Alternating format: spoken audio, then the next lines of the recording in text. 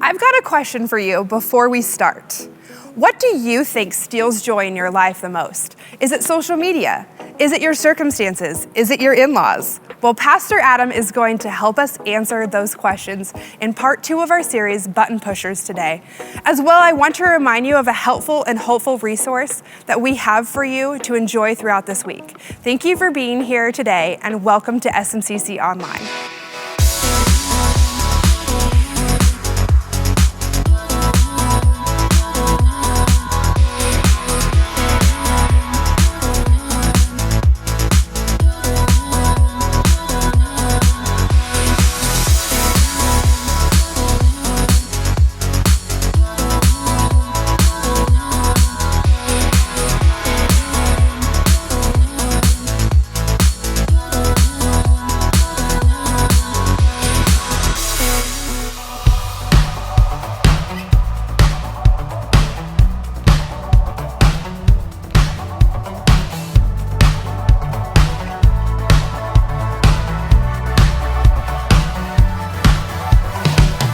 Waking up knowing there's a reason. All my dreams come alive. Life is for living. With you, I've made my decision.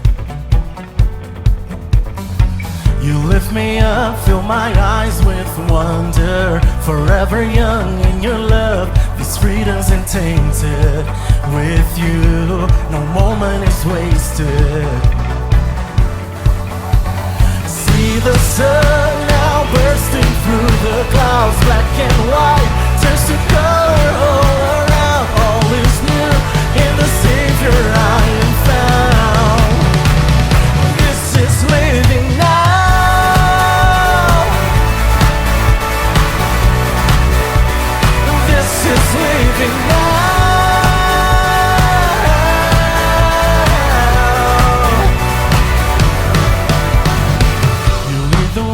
God, you're right beside me. In your love I'm complete. There's nothing like living with you. This life you created, I choose. See the sun now bursting through the clouds. Black and white turns to color all around. All is new in the Savior I am found. This is living now.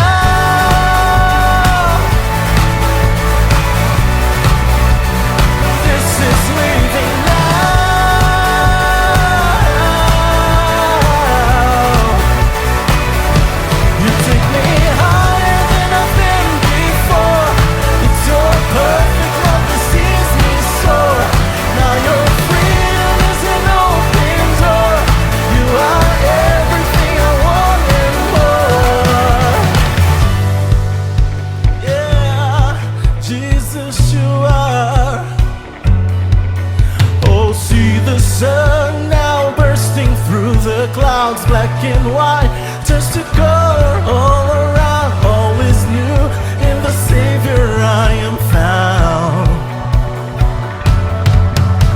See the sun now bursting through the clouds. Black and white turns to color all around. All is new in the Savior I am found. This is living now.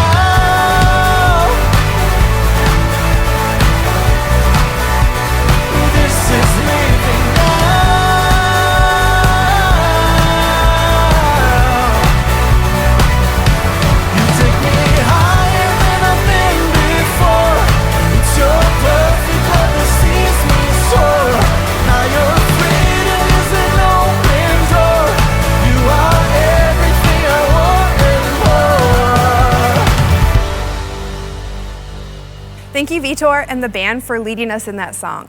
If you're looking for more hopeful and helpful resources to enjoy throughout the week, I have the perfect solution for you.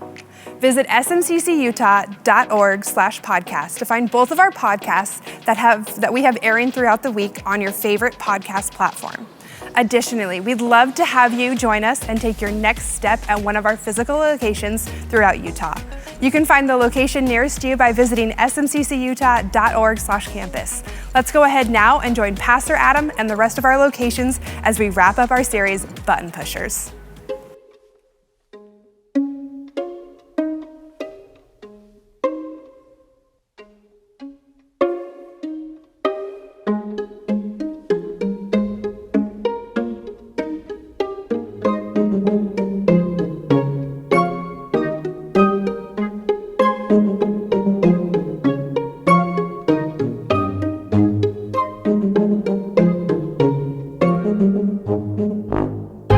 Good morning and welcome to SMCC Online. So great to have you here. If I haven't had the chance to meet you yet, my name is Adam. I get to serve as the Campus Support Team Director here at SMCC. And some of you here may have met me before in person or seen me online before. And if that's you, so glad to have you back. Now, I don't know if you've ever noticed this, but there's something that I have really noticed, especially over the last couple of years. When somebody makes a statement or puts a fact out there, says, hey, we should do this or not do that, whatever it might be, what will usually happen is somebody will come back and they'll hear that. It might be something that's kind of a touchy subject, a hot subject of some kind that people disagree about. And what they'll say is, well, what source are you using for that? Or maybe has that source been reliable in the past? Is this source reliable for this type of information? And I think those questions are pretty valid. One thing I've noticed in particular about being a pastor and working at a church is that if somebody makes a statement about faith or about church or about God or anything like that, again, there might be some controversy about, oftentimes people will ask a question. I think it's pretty valid. What did Jesus have to say about that? Right? Whether you're a believer or not, Christian or not, church person or not, I think we're pretty interested in what Jesus had to say about certain things. And so people will often be like, hey, did he even mention that? Did he bring that up? Did he say anything about that subject? And so what I think is pretty interesting is we need to look closely at what Jesus said. And what we see in the Gospel of John is this close friend of Jesus records what Jesus said about something that I think that we talk about a lot. Look at this. John chapter 15 records this. It says, I've told you this so that my joy may be in you and that your joy may be complete. You see, John recorded this as Jesus saying this, and I think it's pretty interesting because what it says is that for Christ followers, if you're a Christ follower, that what Jesus wants for us is for our joy to be complete. That Jesus has joy, and he wants us to have that joy and our joy to be complete in him.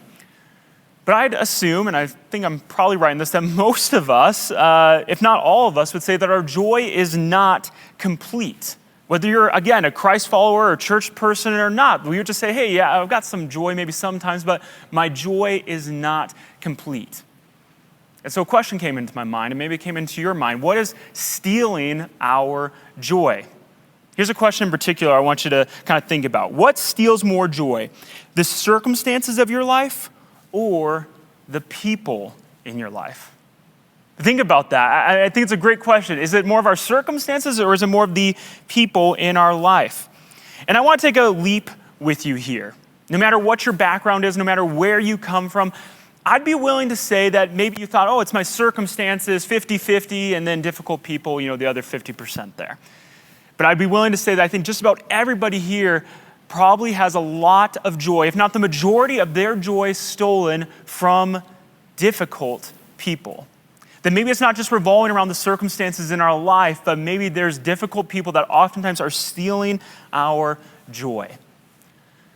So I want to get honest with you for a minute here. My wife and I have been married for 7 years. And only a handful of times have I heard a phrase like this. And when I hear my wife say this, it makes me take attention because it's a pretty big statement to say. Again, only a handful of times, maybe 2 or 3 times she has said this. I hope that you don't ever act this way around our future kids. It's like, wow. Okay, we don't have kids yet, and we're already talking about how we should be acting around them, right? And when she says it, I'm like, okay, I'm probably crossing some boundaries here. I'm probably acting out a little bit. And the only times that this has happened is when I'm driving. Maybe you're like me. Maybe you've got road rage. Maybe some of the difficult people in your life are bad drivers. And for me, nothing gets me more upset. Nothing gets me more shouting, yelling, cursing, just angry to the utmost is when I'm driving and there's a slow driver, a bad driver, an inefficient driver in front of me. In fact, since I've got a captive audience here and I've got a microphone, I'm on a stage, let me just put a little PSA out there for you. When you approach a roundabout, you don't have to stop at it. Actually, it's one-way traffic. You can just look to your left and you say, is anybody coming? Nobody's coming? All right, I can just proceed as normal. I can keep going. That's the cool thing about a roundabout. Let me tell you this too. A turn signal is a great thing to use to let somebody know in advance what you're going to do, right? Like if I'm going to change lanes, I can put it on and say, hey, in about 2 seconds, I'm planning to change lanes. Doesn't do any good to be changing lanes, be in the process of changing lanes, and then use the turn signal. I can already feel my blood boiling just even bringing this up. But this is kind of a comical example of a button pusher, right? This isn't really the button pusher in my life, but it does get me worked up. There's difficult people that get me worked up and steal my joy. And so what I want to do right now is just give you a great example definition of what a button pusher is. A button pusher is a person who steals your joy by exploiting a weakness or vulnerability for their own advantage. Now, I want you to think about this and kind of just go through this imagination with me for a second. I want you to think about your life as an elevator. An elevator is kind of unique because it's this thing that people come into, they go out of. Lots of different people come in and out of an elevator. And inside an elevator, when they come in, they'll come in and kind of turn around and they'll look and there will be buttons inside the elevator. So imagine your life as an elevator. There's people coming in and out of your life, and when they come in, there are buttons, and these buttons can do different things. These buttons, if they press the right one, can cause your emotions to explode to the top floor. Or they could push a different button, and it could plummet your joy down to the basement floor, the lowest point that it can be. Your life sometimes can feel like an elevator with people pushing your buttons. And this is why at SMCC we think this short 2-week series is so important. We want to help you navigate the difficult relationships that you have in your life because really no matter what you believe or where you come from, it is likely that you have a button pusher in your life. And I thought this was really interesting as I was preparing for this sermon series and I was reading the book, Who's Pushing Your Buttons by Dr. John Townsend, which is what we kind of base this series off of. And he had something really interesting that he said that just caught my eye. I highlighted it. I thought this is so important for you and I to understand. He says this, it is important to realize that most of the time, your button pusher is also someone you care about. That is, this person has some weight, some meaning, and importance in your life. And so what this means, as I was realizing and thinking through, is that this makes navigating our button pushers really difficult work. But at the same time, the flip side of that coin is that it's also very important work. It's difficult, but it's also important because of the people that are usually our button pushers. They're close to us. They have a lot of weight and meaning in our life. And now last week, week 1, what Pastor Eric did really well is he talked about the introspective thinking that we need to do, the introspective work that we have to do to be able to start working on these button pusher relationships.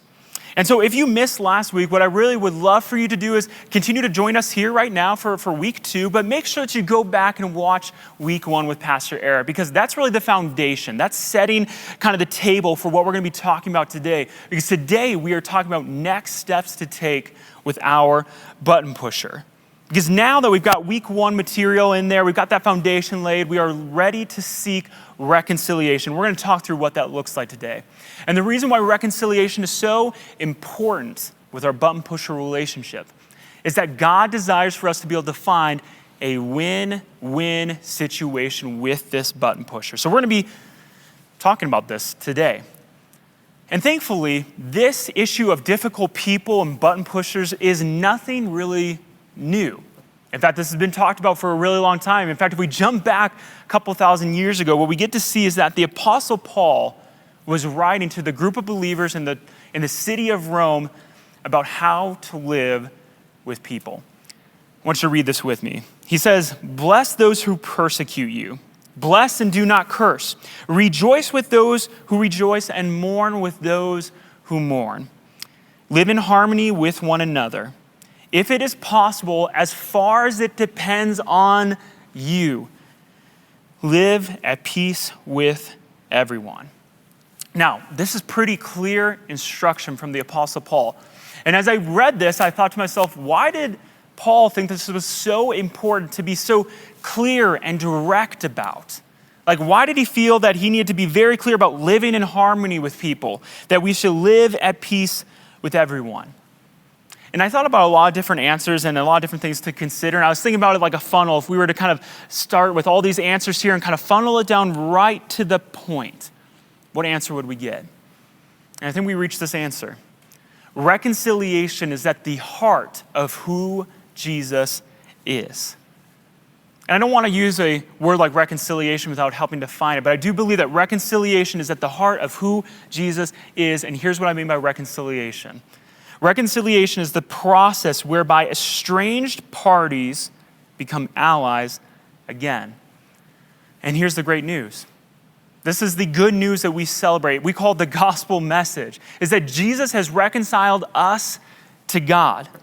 In fact, we were estranged before our relationship with God. In fact, Paul goes one step further when he's talking about this in Romans. He says that we were enemies of God. What that means is we were directly opposed to God, and yet now Jesus calls us friend. We have been reconciled to God. Look at what the Apostle Paul says as he's writing to another group of believers in the city of Corinth. He says this, all this is from God, who reconciled us to himself through Christ and gave us the ministry of reconciliation. That God was reconciling the world to himself in Christ, not counting people's sins against them.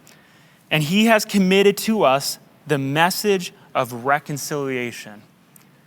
So what Paul is saying here to those who are following Christ, to those who are believers, he is saying, listen, because of Jesus and the work that he did, he has given us the ministry and the message of reconciliation. And so with this in mind, with this gospel message in mind, and what God has desired for us with our button pushers, what it is he desires for us to have reconciliation with them. And it's even bigger than that.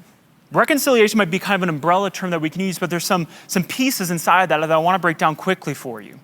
What God desires and what fits within the gospel message is that there's reconciliation on a couple different levels for our button pushers. So, for our button pusher, what we should want is reconciliation, number one, to God. There should be reconciliation to God. That's a pretty important step. Number two, that there should be reconciliation to you and to others, those other people that those button pushers might have affected. And number three, reconciliation to their own heart. One of the most practical things that we can do as we're in this journey and this process of trying to figure out our button pusher relationship is that we should be going to God and praying and asking for reconciliation with that button pusher. And it can be more broad than that. It can be more than just, hey, I want reconciliation with my button pusher in our relationship, but reconciliation for them with God, with myself, and with others, and to their own hearts. And you might hear that and you might be saying, hey, that's really great. That sounds good. I've already been doing that. What is next? And I want to talk about what is next. And this is going to be a really practical next step message. And so if you're not already taking notes down in your phone app or on a notepad or whatever, I would encourage you to do this. That not only we seek reconciliation and we go to God and pray for that, but we can also do this. We can carefront them. And no, I did not just have a slip of tongue. This is very intentional. I did not want to use the word confront because I think there's some different meaning there. We can carefront them, our button pusher. And this is a made-up word. It's not a real word, but I think it's unique enough that you and I will be able to remember it. And remember the uniqueness of it. Because really, carefronting involves two big ideas. I want to let you know what those are. The first is this. I care enough about you to tell you the truth. That's part number one. And number two is this. I want to pursue reconciliation. I think usually confrontation involves maybe just the first part. Hey, I care about you and I want you to know the truth. So I'm going to confront you. But carefronting someone has that second part as well. I want to pursue reconciliation with you. This is what we can do with our button pushers. In fact, if I could put some words on it that would help make more sense, maybe you're my button pusher and I'm coming to you, I might use a sentence or a phrase like this. I recognize that there is a problem in our relationship, and I value our relationship too much to simply walk away from it. Hey, I recognize that there's a problem. Here's the truth. But also I want to pursue reconciliation. I don't want to simply walk away from this relationship. And so what I want to do right now is go through some granular pieces of what a carefrontation conversation looks like. Again, I would encourage you to be taking notes if you want. The one might stand out to you that you think, oh, that's the missing part that I've had. And so I would love for you to go ahead and think through these, process them, take notes if you'd like. Here are the granular steps of carefronting someone. First is this.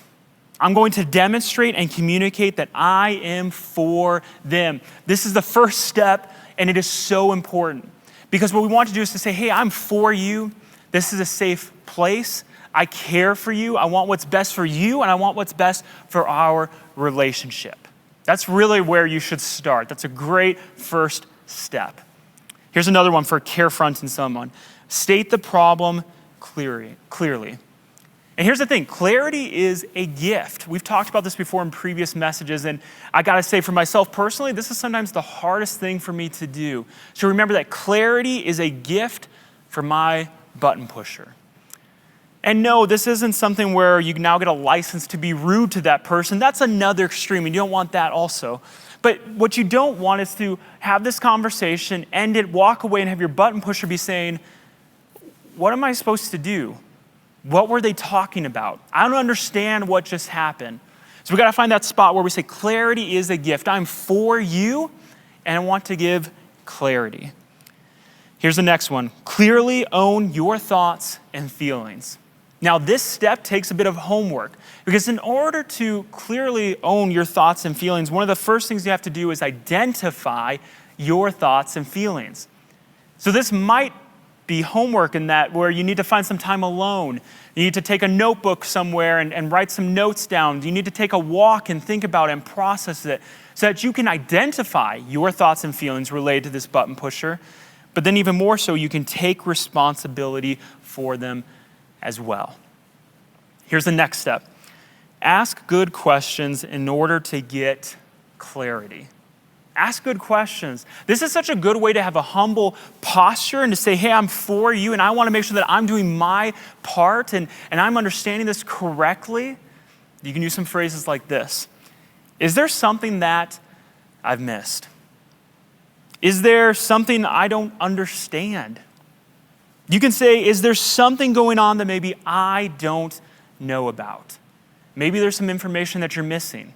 And you don't want to miss out on that information. If you are for that person, if you want to reconcile this relationship, ask good questions so that you can get some clarity yourself. You don't just want to offer clarity, you also want to receive clarity as well. Here's the next one. Ask them if they will communicate back to you what was heard. Now, this step is a great step to shake up kind of the traditional way of confronting someone. This is doing something different. And I'll tell you the way a normal confrontation goes. Somebody is talking to you or you're talking to that person. And as you're trying to explain things, they're half listening. And here's what I mean. They're half listening. They've got one ear to you, kind of half listening to what's going on. But at the same time, they've got their head turned because what they're doing is they're loading their gun. Now, what do I mean by loading their gun? They're half listening, loading their gun. What it means is that as soon as you're done finishing talking, they're half listening. And then what they're doing is they're saying, are you done? Okay, perfect. I'm ready to unload. Now it's my turn. I've been thinking this whole time while you've been talking. Now what I'm going to say to you.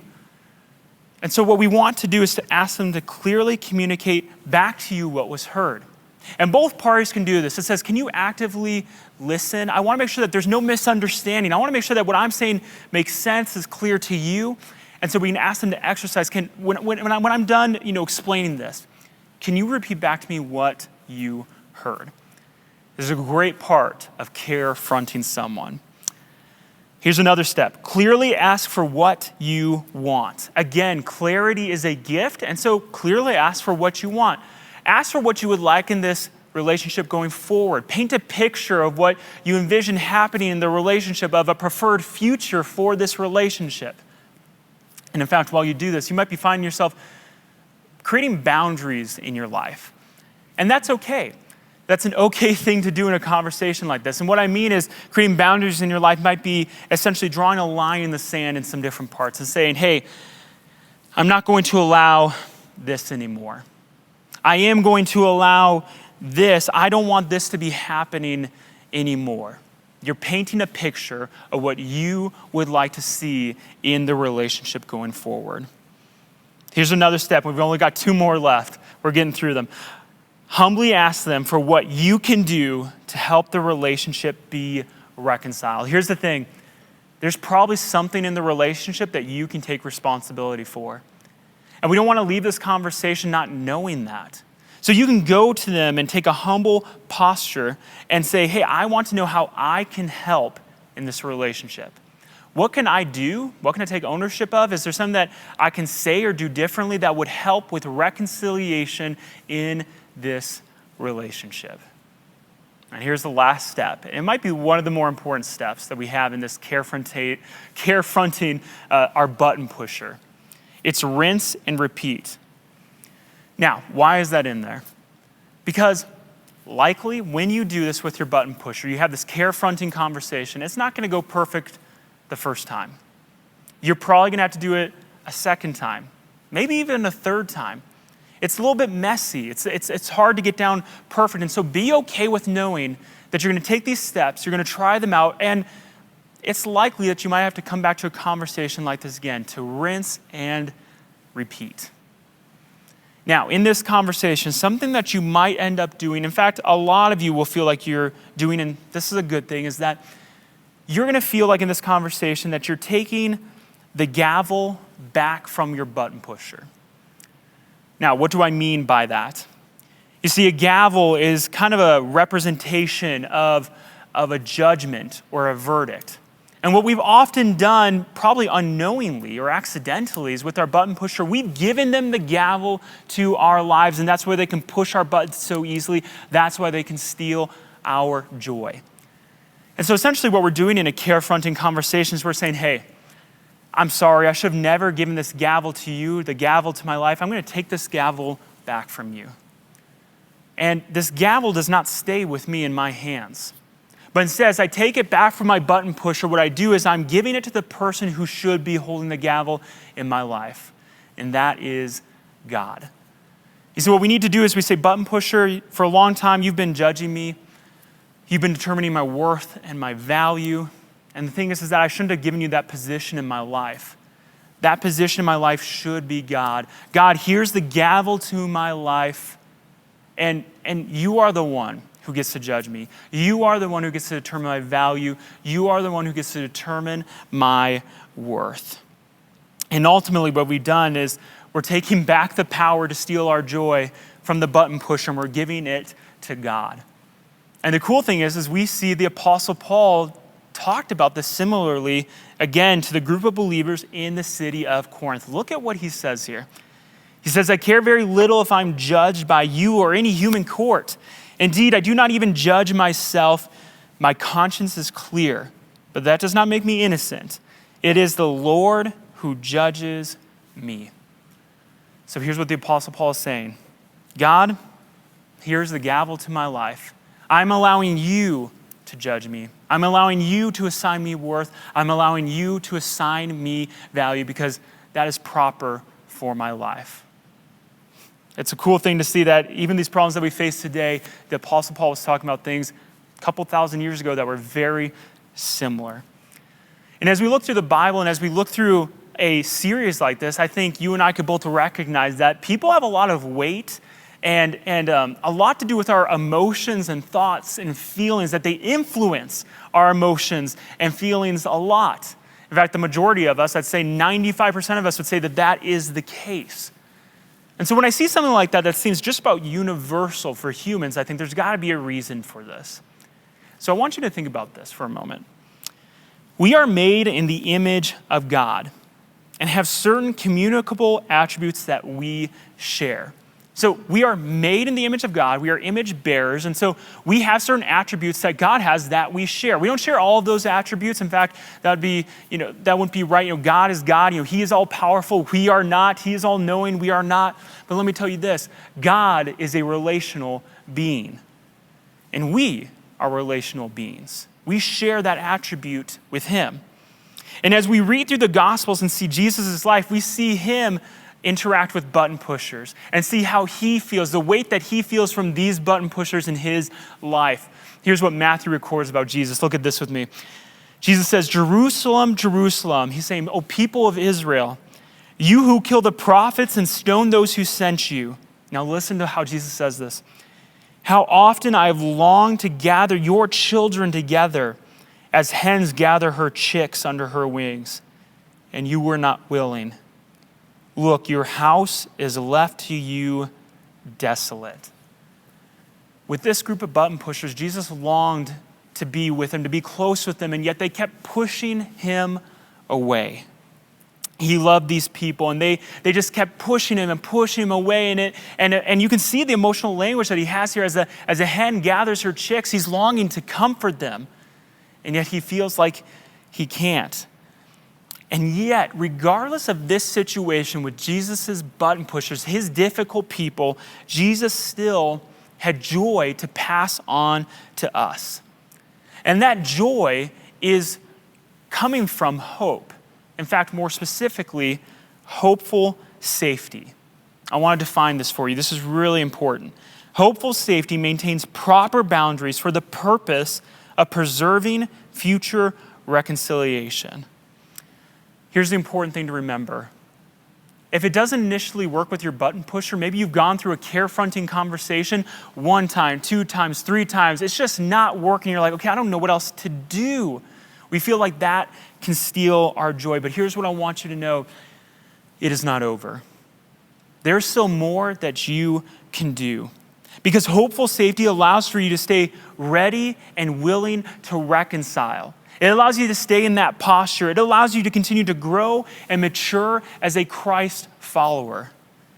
In fact, what Dr. John Townsend says is he says one of the best gifts that you can give to your button pusher in a situation like this is to become a better, more mature, and more grounded you. That is a gift that you can give to your button pusher. And Dr. John Townsend, he goes into more specifically what that looks like and what that means in his book. He says, when you begin to retrieve your life and happiness, basically what he's saying, when you get to take the gavel back from your button pusher and find yourself growing and changing, you are also showing your button pusher how life should be lived out. You are an example of how love, relationships, responsibility, and freedom all work together for a good result. This can be quite powerful. Remember, your button pusher is swimming upstream against very strong laws and realities that God designed. So it's important to remember that one thing that we can still do in a situation like that, where it feels like there's no other options left, is we can continue to grow and mature as a person and in Christ. That can be a gift to our button pusher. And as we wrap up today's message, I've got a final thought that I think is really important to solidify, for you to internalize, for you to recognize. It's this. There's a big difference between desiring someone to change, which is good, that's a good thing, and then depending on someone else's growth. There's a big difference between desiring someone to change and depending on someone's growth. One is a good thing, and one is going to steal your joy. You see, our joy wasn't meant to be tied to someone else's changing. It wasn't meant to be tied to someone else's action or how much they mature or how they grow. That's not how God intended our lives to be. God intended our lives to be revolved around something else. And we get to see that really in what Jesus said, going back to what John recorded for us in verse 11, but also in verse 12. Now I want you to read this with me. Jesus said, "I've told you this so that my joy may be in you and that your joy may be complete." Now here's verse 12. "My command is this, love each other as I have loved you." And now I want to be super clear about this as we finish up. Loving others as Jesus loved you does not mean letting them control you. Loving others the way that Jesus loved you does not mean that you're never going to experience hurt or disappointment in a relationship. That will still happen. But here's the truth. I want to make this super clear. The truth is that we can love others through carefrontation. That is loving someone. We can love others without letting them push our buttons. Sometimes we feel like in order to love someone, they have to have a lot of influence on our lives and our feelings. We can love people without letting them push our buttons. That's okay. The truth is that we can love others while letting God hold the gavel in our lives. We feel like sometimes in order to love people, we have to let them hold the gavel in our lives. But that's not the case. We need to take the gavel back, not keep it, but give it to God. That's how we can love people better. We can love others by growing and maturing ourselves. We can give a gift to our button pusher by working and growing ourselves and maturing and becoming a better, more grounded self. That is a good thing that we can give to our button pusher. That is loving them well.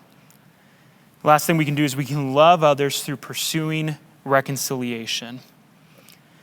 Loving them means coming to them and giving them clarity, giving them truth, and saying, hey, I don't want to walk away from this relationship. I know here's the truth that might be hard to hear, but I don't want to walk away from this relationship. That's not what I desire, and that's not what God desires for us either. See, our button pushing relationships are not easy. In fact, they're often very difficult work. But our joy doesn't have to be tied to someone else's actions. That's not how God designed us to live. But rather, he designed us to find joy in loving people well. So I hope today's message gave you some resources and next steps that are both hopeful and helpful in your relationship with your button pusher. Would you pray with me quick? Heavenly Father, I thank you for today and the people that joined us and just that we're able to explore how we are relational beings and how you desire for us to find a win-win situation with our button pusher. You desire reconciliation. In fact, reconciliation is at the heart of who Jesus is, and we thank you for that. We thank you for the gospel message, the good news that allows us to have this posture of reconciliation with our button pushers. We thank you for this wisdom that we get of how to carefront people and how to do it well. And we thank you for the opportunity that we still have to grow and mature ourselves, to be more grounded as a gift to our button pusher. We thank you and praise you. In Jesus' name, amen. Thank you, Pastor Adam, for wrapping up this series, and thank you for being here today and trusting us with your time. If you'd like to help us continue to reach as many people as possible and help them take their next step with Jesus, there's two things you can do. The first is to subscribe to our YouTube channel. We've recently surpassed 1,500 subscribers, and we could use your help getting to 2,000. Additionally, you can choose to partner with us financially. You can visit smccutah.org/give to find more information. We look forward to having you back next week as we celebrate Mother's Day. Take care.